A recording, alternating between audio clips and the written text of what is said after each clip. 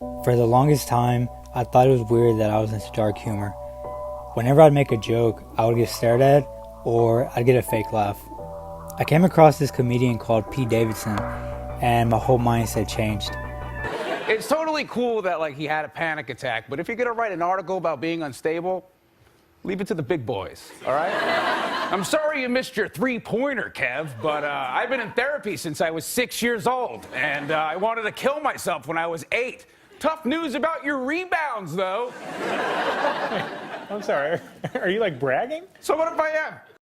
I had this sigh of relief that there wasn't anything wrong with me. I just had a different preference of humor. With dark humor, I felt this weight lifted off of me. There's a lot of videos out there about people saying it's not healthy. If that's the case, all you have to do is move on. Everybody heals in their own way.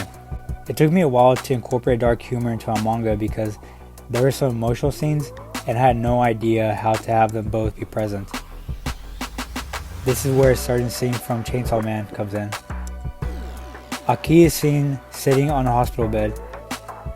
Himeno, I'd probably just butcher that, just died and he's thinking about how she's gone. Next thing you know, you have these two come in and they pretty much act like themselves. Oh, yeah! When I read that chapter, I thought about how Fujimoto did a pretty cool job with humor and sorrow. This obviously isn't dark humor, but it's a good example of how humor and sorrow can be in the same scene and not throw the reader off. Can't talk. I honestly thought for a while that I would have to choose between a manga with comedy or a manga with a serious tone. But also helped me bridge the gap with Quentin Tarantino.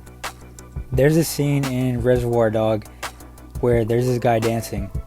I'm pretty sure I saw the guy in the chair tapping his foot. What happens in a second is that the guy gets his ear cut off.